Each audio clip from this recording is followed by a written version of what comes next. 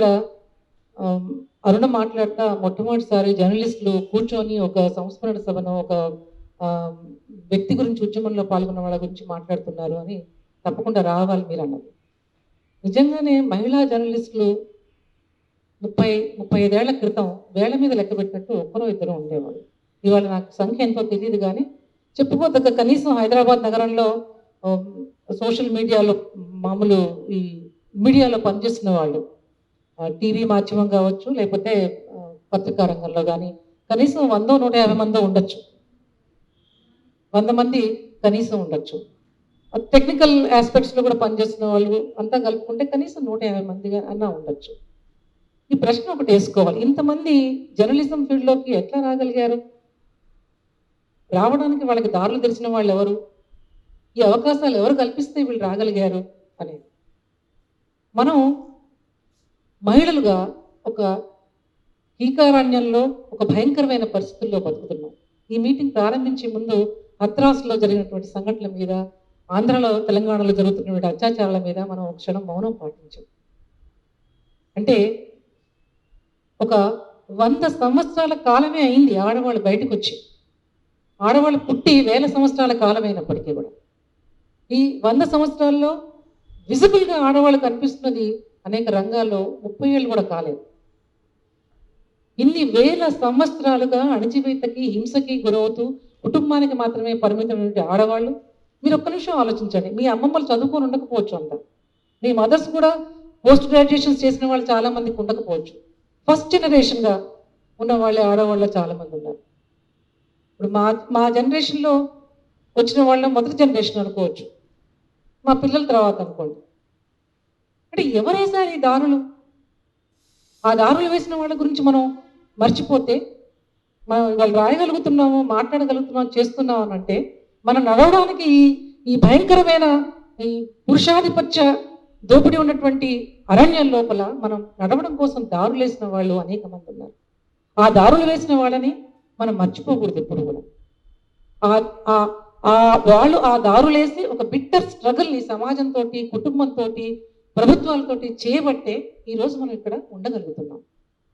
కానీ మనం సహజంగానే మనకి పళ్ళెల్లో అమర్చినట్టుగా వచ్చినటువంటి హక్కుల్ని మనం సాధించుకుంటే వచ్చేసే అనుకుంటున్నాం, లేదా ప్రభుత్వాలు వచ్చేసే అనుకుంటున్నాం. అవి రాలేదు. చచ్చిపోయారు చాలామంది, అత్యాచారాలకు గురయ్యారు కొట్లాడుతున్న వాళ్ళు, జైళ్ల పాలయ్యారు. దాని గురించి మాట్లాడుతున్నప్పుడు ఇప్పుడు మనం ఒక మాట అన్నాం, పైలా చంద్రమ్మ గారు 15 సంవత్సరాలు, దాదాపు 10 ఏళ్ళు, ఆ తర్వాత మళ్ళీ పెరోల్ మీద బయటకు వచ్చారు. 83లో మళ్ళీ ఆయుధాల కేసులో నల్గొండ దగ్గర అరెస్ట్ అయ్యారు. ఆ తర్వాత కొంతకాలం జైల్లో ఉన్నారు. దాదాపు 13-14 సంవత్సరాల పాటు జైల్లో ఉన్నారు. పైలా చంద్రమనే కాదు, దాదాపు 10 సంవత్సరాల పాటు శ్రీకాకుళం ఉద్యమంలో పనిచేసిన వాళ్ళు అనేక మంది జైళ్ళలో ఉన్నారు. ఇప్పటికీ రకరకాల ఉద్యమాల్లో పనిచేస్తున్నటువంటి మహిళలు అనేక మంది జైళ్ళలో ఉన్నారు. లైఫ్ ఇంప్రిజన్మెంట్ పడ్డవాళ్ళు ఉన్నారు. మనకు బాగా వినిపిస్తూ ఉంటుంది మావోయిస్ట్ మూమెంట్ అనుకుంటూ ఉంటాం. దాంట్లో లైఫ్ ఇంప్రిజన్మెంట్ పడి జైళ్ళలో మొగ్గుతున్నటువంటి వాళ్ళు ఉన్నారు. ఎందుకు ఈ ఆడవాళ్ళు పెళ్లి చేసుకొని ఏదో కుటుంబంలో ఉంటూ పిల్లల్ని సాదుకుంటూ హాయిగా గడిపేయచ్చు కదా జీవితాలు? ఎందుకోసం వెళ్ళారు వాళ్ళు? ఏమి వాళ్ళని మోటివేట్ చేసింది ఆ క్లిష్టతరమైన కష్టమైన జీవితాన్ని ఎంచుకోవడం కోసం? నేను ఉద్యమంలోకి వచ్చి పనిచేస్తూ ఉన్నప్పుడు నా చిన్న ఉదాహరణ చెప్తాను. నేను మా నాన్న కమ్యూనిస్ట్ ఉద్యమంలో పనిచేశాడు కాబట్టి ఇంట్లో ఒక డెమోక్రటిక్ వాతావరణం ఉండడంతో నేను ఉద్యమంలోకి వచ్చేసాను. ఆయన ఒక మాట అన్నాడు, ఇప్పటికి నేను మర్చిపోను, లక్షల మంది ఆడవాళ్ళు సాధారణమైన జీవితం గడుపుతున్నారు, నువ్వు ఎంచుకున్నది ఒక చాలా గొప్ప జీవితం. లక్షల్లో ఎంతో మందిలో ఒకరో ఇద్దరు ఆడవాళ్ళు నీలాంటి జీవితాన్ని గడపడానికి ఎంచుకున్నారు. అంటే సమాజం మొత్తం మార్చడం కోసం ఎంచుకున్న జీవితం. వీటిలో ఎప్పుడూ మీరు వెనక్కి తిరిగి రాకపోవడమే మంచిది అని చెప్పగలరు. అది మళ్ళీ వెనక్కి తిరగడం అంటే మళ్ళీ అటువంటి జీవితంలోకి, అంటే కోట్ల మంది ఆడవాళ్ళు బతుకుతున్నటువంటి గృహహింసకి, ఆ రకమైనటువంటి జీవితానికి మనం గురవుతూ ఉంటాం. అందుకని కోట్లాది మంది ఆడవాళ్ళలో కొద్ది మంది మాత్రమే ఒక కొద్ది మంది మాత్రమే ఇటువంటి జీవితాన్ని ఎంచుకున్నారు. ఇప్పుడు చంద్రమ్మ గురించి నేను కొంచెం మాట్లాడాలి అనుకున్నప్పుడు నాకు ఆంధ్ర ప్రాంతంలో జరిగినటువంటి అనేక ఉద్యమాల గురించి కూడా గుర్తుకొచ్చింది. తెలంగాణ సాయుధ పోరాటం జరిగింది ఇక్కడ.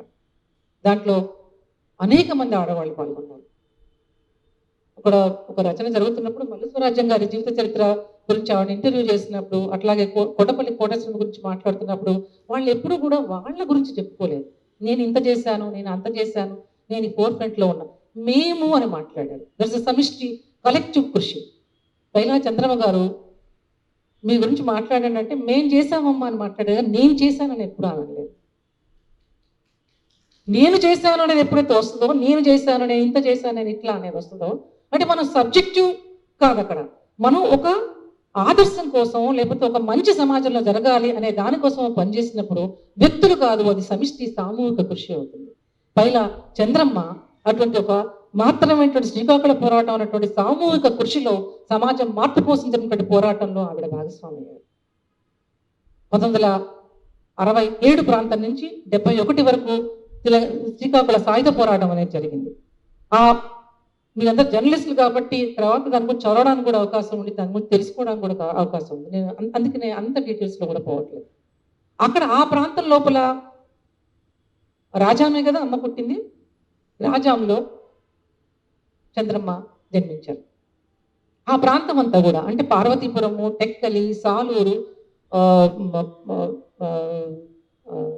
సోంపేట, మైదాన ప్రాంతాలు, అడవి ప్రాంతాలు, ఈ 2 ప్రాంతాల్లో గిరిజన జనాభా మైదాన ప్రాంతంలో ఉండేవాళ్ళు. మైదాన ప్రాంతం నుంచి వచ్చిన వాళ్ళు ఆదివాసీల్ని 70% పైగా ఉన్నటువంటి సవర, గదబ, తర్వాత కొండరెడ్లు, ఇటువంటి ట్రైబల్కి సంబంధించిన వాళ్ళ మీద వడ్డీలకు ఇచ్చి వాళ్ళని మోసం చేసి వాళ్ళ భూములను గుంజుకుంటూ ఒక దుర్భరమైనటువంటి హింసని, అణిచివేతని, ఎక్స్‌ప్లాయిటేషన్ని కొనసాగిస్తున్నప్పుడు అక్కడ చదువు చెప్పడానికి వచ్చినటువంటి టీచర్స్గా ఉన్నవాళ్ళు, అక్కడ అప్పటికే ఉన్నటువంటి ఉమ్మడి కమ్యూనిస్ట్ పార్టీకి సంబంధించిన వాళ్ళు ఆ సమస్యల మీద పోరాటం మొదలుపెట్టారు. 58 నాటికే అక్కడ గిరిజన సంఘాలని ఏర్పాటు చేశారు. ఆ గిరిజన సంఘాలు గిరిజనులకు సంబంధించినటువంటి సమస్యల మీద పోరాటం చేస్తూనే ఉన్నాయి. ఆ తరువాత రకరకాల రూపాలు తీసుకున్న ఉద్యమాలు నడిచాయి, చీలికలు వచ్చాయి. అది కూడా అనవసరం ఇప్పుడు మనకి. అక్కడ తిరగబట్టం అనేది జరగకపోతే, వాళ్ళు ఏ ఆయుధాలతోటైతే, ఏ హింసతోటైతే ట్రైబల్స్ నడిచేస్తున్నారో మనం దానికి అదే రకపు ఆయుధాలతోటి జవాబు చెప్పకపోతే ఈ ఉద్యమాలు ఆగవు అనేది గుర్తించిన తర్వాత ఈ ఉద్యమాల్లో ఒక మార్పు అనేది వచ్చింది. మొట్టమొదటిసారిగా లేవిడి అనే ప్రాంతంలో గిరిజనులు మొండెంకల దగ్గర ఒక సభ పెట్టుకొని వస్తూ ఉంటే అక్కడ ఆ సభకి పోతున్నటువంటి ఆడవాళ్ళ మీద భూస్వాములకు సంబంధించిన గుండాలు మొలెస్ట్ చేశారు. వాళ్ళపైన హింసను ప్రయోగించారు, అవమానించారు. మీరు ఈ చదువురాని వెనకబడ్డ వాళ్ళు ఈ రకంగా చేస్తారా? అప్పుడు కొంతమంది ఆడవాళ్ళు ఆ మొలెస్ట్ చేస్తుంటే తప్పించుకొని పోయి ఆ సభ జరుగుతున్న దగ్గర చెప్పారు ఇట్లా జరుగుతుందని. అప్పుడు అక్కడి నుంచి ఒక 500 మంది 600 మంది పరిగెత్తుకుంటూ వచ్చారు, కర్రలు అవన్నీ పట్టుకొని ఆ భూస్వామి గుండాల మీద దాడి చేయడం కోసం. అక్కడ మొట్టమొదటిసారిగా వాళ్ళు కాల్పులు జరిపితే కోరన్న బంగనలు చచ్చిపోయారు. ఇది పాటలు పాడేవాళ్ళు చెప్తారు, తొలి అమర వీరులు కోరన్న మంగన్నలు అనేది. వాళ్ళు అక్కడ ఆ ఉద్యమం అర్థం చేయించింది ఏంటంటే, మనం ఏది పట్టుకోకుండా పోతే వాళ్ళు చంపేయడానికి సిద్ధమవుతారు. కాబట్టి మనం కూడా మనం రక్షించుకోవాలంటే మనం ఆయుధాలు పట్టుకోవాల్సింది. శ్రీకాకుళ ఉద్యమం లేవిడి ఘటన తర్వాత ఆ రకంగా మొదలైంది. ఆ తరువాత 2,000 ఎకరాల భూముల్ని లేదా ఒక 10 రూపాయలు ఇచ్చి, ఉప్పు ఇచ్చి, చింతపండు ఇచ్చి, కారం పొట్లాలు ఇచ్చి వాళ్ళ భూములు రాయించుకున్నటువంటి మైదాన ప్రాంత భూస్వాములు ఉన్నారు, వడ్డీ వ్యాపారులు ఉన్నారు. ఆ తర్వాత గరుడభద్ర భూస్వామిని గడగడలాడించినట్టు పంచాది నిర్మల అని ఒక పాట పాడుతూ ఉంటాం. గరుడభద్రలో భూస్వామి చేసినప్పుడు పంచాది నిర్మల మిగతా వాళ్ళు అక్కడికి వెళ్ళి అతన్ని చంపేశారు. ఏవైతే అప్పుల కాగితాలు ఉన్నాయో, ఏవైతే వాళ్ళ ఆస్తులు ఉన్నాయో, వాళ్ళ దోపిడీ చేసి సంపాదించినవో వాటిని తగలబెట్టారు, ఆ భూముల్ని పంచారు. ఇది శ్రీకాకుళ ఉద్యమం జరిగినటువంటి ఒక 3-4 సంవత్సరాల కాలంలోనే 68న మొదలయ్యి అది 70లకు వచ్చేసరికి తీవ్రమైన నిర్బంధాన్ని ఎదుర్కొన్నది. ఆ సమయంలోనే పైలా చంద్రమ్మ గారు అప్పుడు 12-13 ఏళ్ల వయసున్న ఆవిడ అప్పుడే ఇన్ఫ్లుయెన్స్ అయింది. ఆ తర్వాత తనకి 16 ఏళ్ళు వయసున్నప్పుడే తన ఉద్యమంలోకి వచ్చింది. దాంతో పాటు జయమ్మ, ఇంకా మిగతా చాలా మంది, అంకమ్మ, సరస్వతి, ఆ తర్వాత సంపూర్ణమ్మ, ఇట్లా అనేక మంది ఉద్యమంలోకి వచ్చారు. అంటే మైదాన ప్రాంత స్త్రీలు, ఏజెన్సీలో పనిచేసిన స్త్రీలు. ఆ సమయంలో 500 మంది పురుషులు ఉంటే 50 మంది మహిళలు ఈ సాయుధ దళాలు అంటారు వాళ్ళల్లో ఉన్నారు. ఒక 5 మందితో కూడినటువంటి ఒక 1000 దళాలను వేశారు. వీళ్ళ పని ఏంటంటే ఆ భూస్వాముల మీద దాడి చేయడము, గిరిజనులకు అండగా నిలబడటము అని. 300 గ్రామాలకి ఈ శ్రీకాకుళోద్యమం విస్తరించింది. అది తర్వాత 2 లక్షల మంది పైగా అక్కడ ఉన్నటువంటి జనాభా మీద ఈ ఉద్యమం ప్రభావం చూపించగలిగింది. ఎందుకంటే చంద్రమ్మ గారు పనిచేసింది చిన్న ఉద్యమం కాదు. ఏదో శ్రీకాకుళం చూస్తే ఏదో మారుమూల ప్రాంతం మనం అనుకుంటాం. దాంట్లో చంద్రమ్మ గారితో పాటు సుమారు నిర్బంధాన్ని ఎదుర్కొన్నటువంటి వాళ్ళని కనుక మనం చూస్తే 2000 మంది 3000 మంది మహిళలు తీవ్ర నిర్బంధాన్ని ఎదుర్కొన్నారు. కేసులు, జైళ్ల పాలయ్యారు. ట్రైబల్ ఉమెన్ దాదాపు 17 మంది చచ్చిపోతే దాంట్లో 13 మంది ట్రైబల్ ఉమెన్ ఉన్నారు. ఇప్పుడు మనం ఎన్కౌంటర్ అనేటువంటి ఒక మాటని పత్రికా రంగంలో చాలా యూజ్ చేస్తూ ఉన్నాం. బహుశా శ్రీకాకుళ కాలంలోనే పట్టుకొని కాల్చివేయడం అనేది జరిగింది. ఒక లిటిల్ స్పాన్ ఆఫ్ టైంలో 157 మందిని ఎదురు కాల్పులో చంపేశారు. దీంట్లో మహిళలు ఉన్నారు, ట్రైబల్స్ ఉన్నారు. చాలా ప్రాంతాలని కల్లోలిత ప్రాంతంగా ప్రకటించి అక్కడ ఆర్మీని దించారు, పోలీసులు దించారు. మనం అంటాం పెట్టుబడికి కట్టుకథకి పుట్టినటువంటి విషపుత్రికలు పత్రికలు అనే శ్రీశ్రీ ఒక మాట ఉంటాడు. అంటే ఎవరైతే పెట్టుబడి పెడతాడో, ఎవరైతే దాంట్లో కట్టుకథలు సృష్టిస్తారో, శ్రీకాకుళోద్యమం మీద కూడా అదే రకమైనటువంటి కట్టుకథల్ని సృష్టించడం జరిగింది. ఈ హింసాత్మకమైనటువంటి పోరాటం, ఇది ఇట్లాంటిది అనేది. అది కరెక్టా తప్ప అనేటువంటి మనం విశ్లేషణలు మాట్లాడుకోవచ్చు, కానీ అది పడవేసినటువంటి ప్రభావం చాలా గొప్పది. అక్కడికి దగ్గరలో ఉన్న నక్సల్బరీ అనేటువంటి ప్రాంతం ఉన్నది.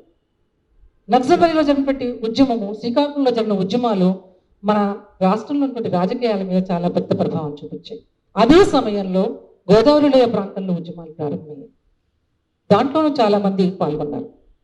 నిజానికి వీళ్ళ పార్టీలో సంధ్య వాళ్ళ ఆర్గనైజేషన్లో పనిచేస్తుంది తాన్య అని ఒక ఆవిడ దాదాపు 50 సంవత్సరాలుగా ఉద్యమంలోనే ఉన్నది. ఇన్ని సంవత్సరాల పాటు ఆడవాళ్ళు ఆ ఉద్యమాలను అంటిపెట్టుకొని ఎందుకున్నారు అని పైలా చంద్రమ్మ గారు పనిచేస్తున్నప్పుడు, అరుణ పుట్టినప్పుడు ఎక్కడ పంపించాలి, ఏం చేయాలి అని వచ్చినప్పుడు తను ఒక షెల్టర్లో ఉన్న తర్వాత 2 నెలల పసిపాపగా ఉన్నటువంటి అరుణని వేరే వాళ్ళకి ఇచ్చారు.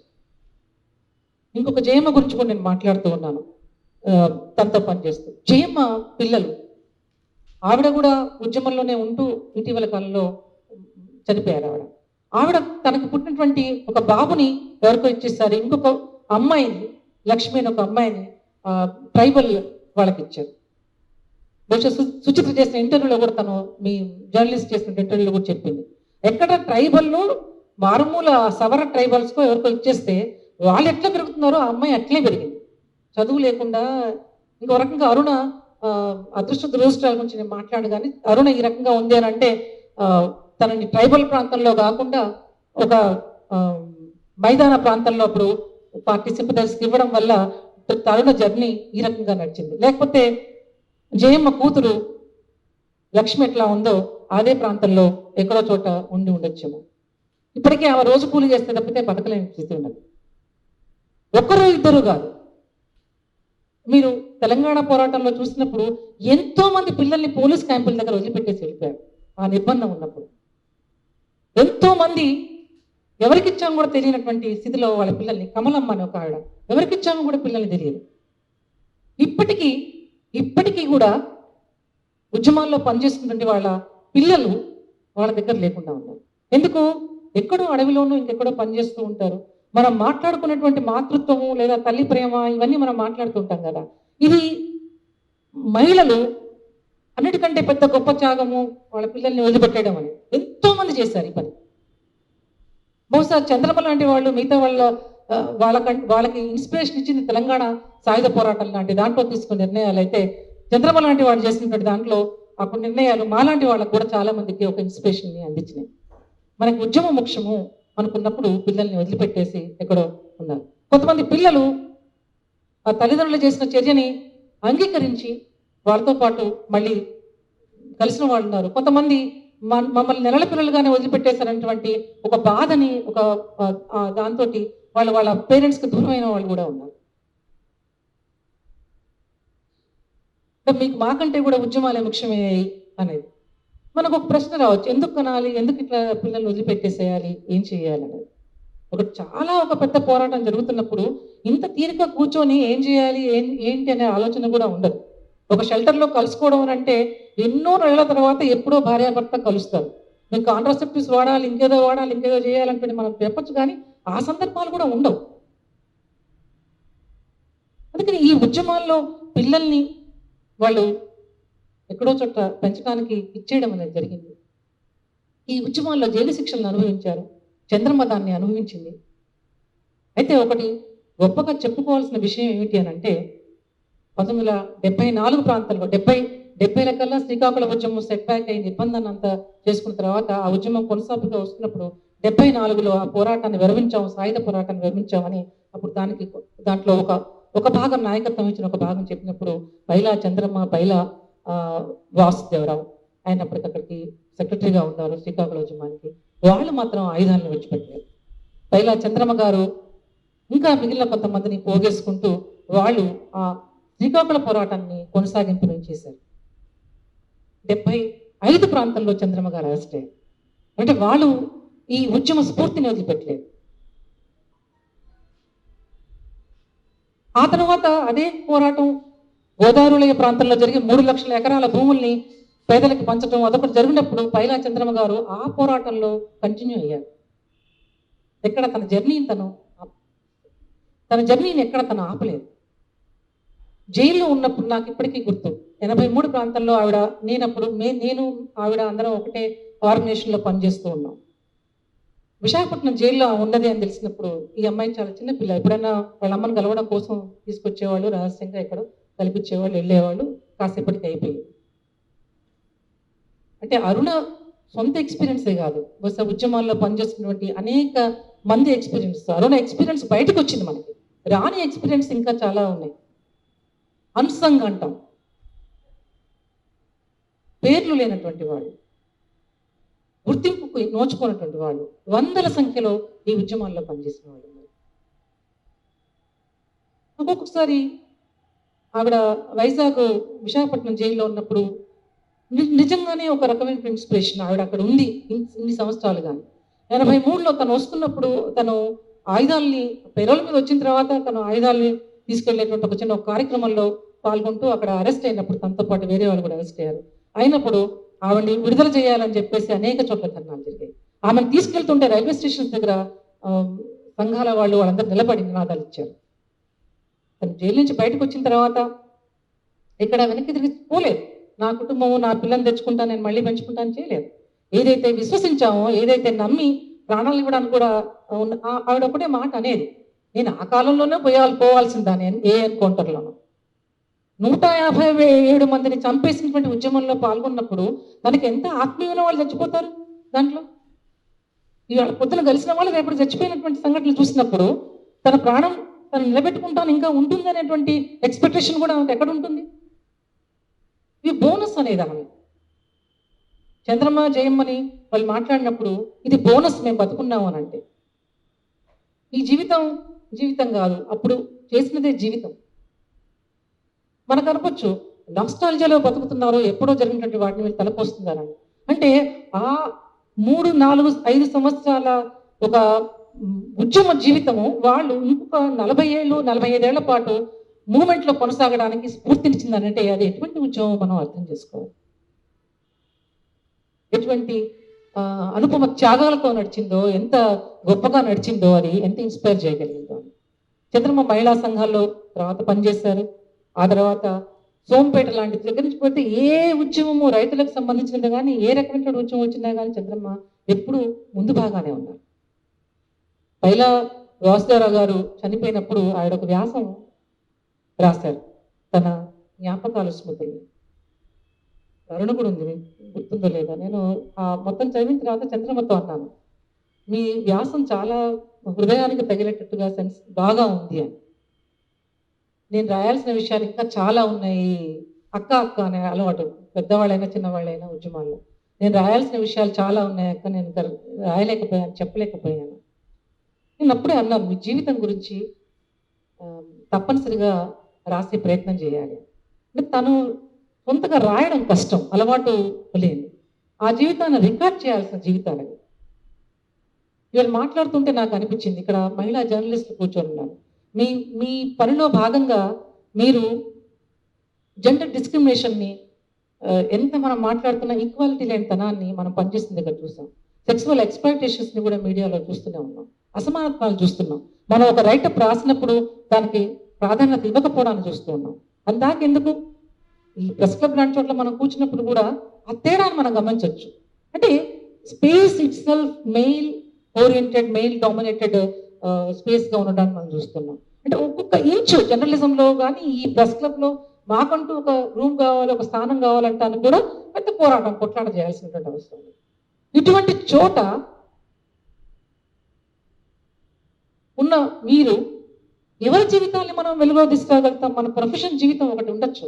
కానీ మనకి సాటిస్ఫాక్షన్ జెండర్ ఈక్వాలిటీ గురించి మనకి మనం ఒక 4 మంచివి రాయగలిగినటువంటి స్టోరీస్ ఎక్కడ ఉంటాయి? బయట సమాజంలో ఉన్నాయి. మన పత్రికాధిపతులు చెప్పే దాంట్లో కాదు, బయట సమాజంలో ఉన్నాయి.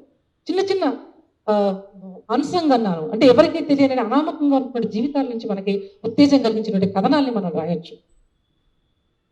ఆంధ్ర రాష్ట్రంలో 1975లో 74 ప్రాంతాల్లో మొట్టమొదటి మహిళా సంఘం ఏర్పడింది. అది POW, progressive organisation of women. Chandrababu గురించి మాట్లాడుతున్నప్పుడు తెలంగాణ సాయుధ పోరాటంలో పాల్గొన్న వాళ్ళ గురించి మాట్లాడుతున్నప్పుడు నేను అన్నాను, ఒక తరం అయిపోయింది, మీరు ఎవరు చెప్పేవాళ్ళు లేకుండా అయిపోతారు, ఏం చేశారనేది. శ్రీకాకుళం ఉద్యమం కూడా నాకు అదే అనిపించింది. ఒక తరం అయిపోతుంది. శ్రీకాకుళం ఉద్యమంలో పనిచేసిన వాళ్ళకి అప్పుడు 20 ఏళ్ళ వయసు అనుకుంటే ఇప్పుడు 70 ఏళ్ళు వచ్చుంటాయి వాళ్ళకి. ఎన్ని జ్ఞాపకాలు వాళ్ళ మెమరీస్లో ఉంటాయి, ఎన్ని మర్చిపోయి ఉంటారు, ఏమేం చేస్తాం. తర్వాత వాళ్ళకి ఎప్పుడు కూడా తాము ఏమిటి అని ఫోకస్ చేసుకున్నది లేదు కాబట్టి తమ పాత్రను కూడా చాలా తగ్గించి చెప్పుకుంటారు. నిజంగా చాలా పెద్ద పాత్ర. ఇప్పుడు ఆవిడ అంటే కనుక 15 ఏళ్ళు నువ్వు జైల్లో ఉన్నావు అంటే ఏదో ఉన్నాలే, అంతకంటే ఏం మాట్లాడదాం. జయమ్మ బాంబు పేలి చేతులు పోయి చచ్చిపోయేటువంటి స్థితిలో ఉండి 2 నెలల పాటు మంచంలో చావు బతుకులు మధ్య ఉంటే ఆ సంఘటన గుర్తు కూడా ఉండదు. వీళ్ళని ఇంటర్వ్యూ చేయడానికి వెళ్తే నన్ను చేయని కాకుండా వాళ్ళున్నారు, వీళ్ళున్నారని 100 మంది పేర్లు చెప్తారు వాళ్ళు. So that is the spirit of ఇది.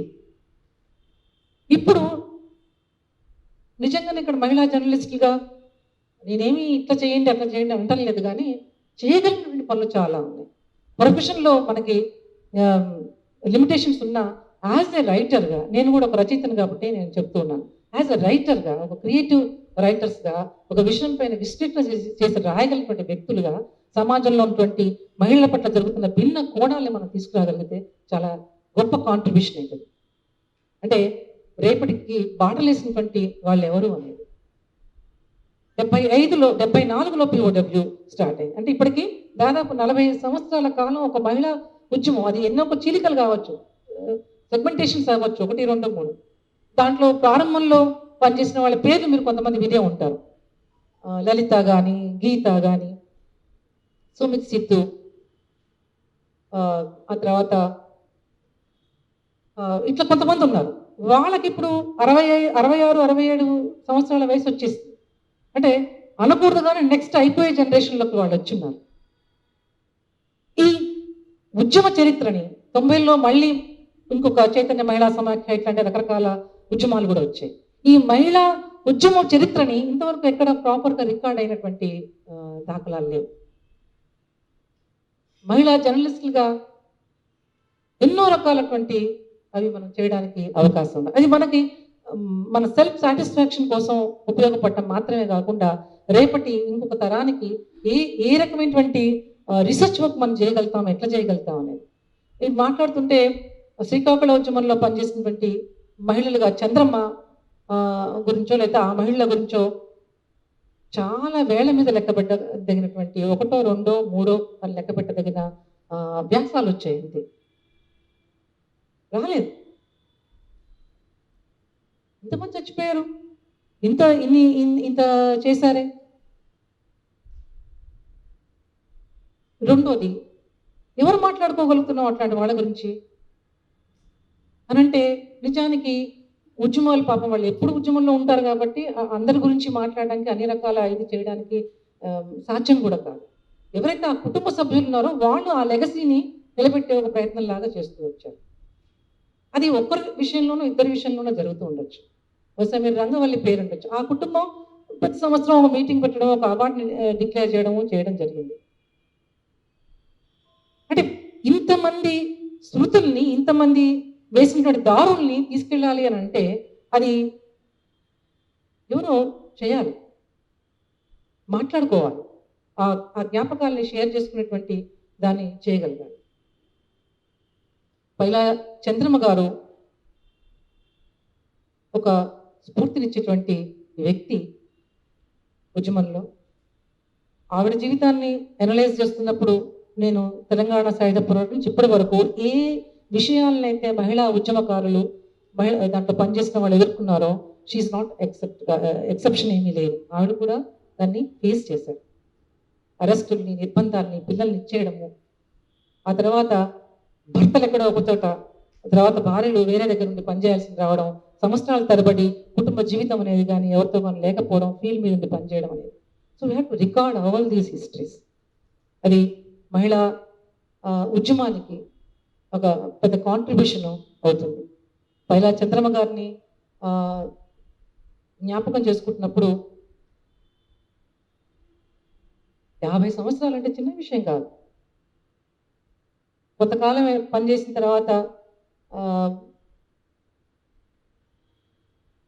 విషయాలు నచ్చకనో లేకపోతే వేరే రకంగా పనిచేయాలనుకోవడంలో చాలామంది వెనక్కి రావచ్చు.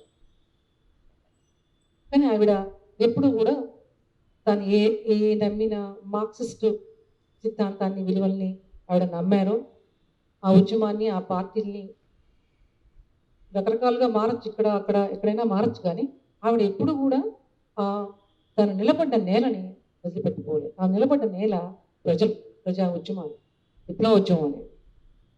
ఈ 50 years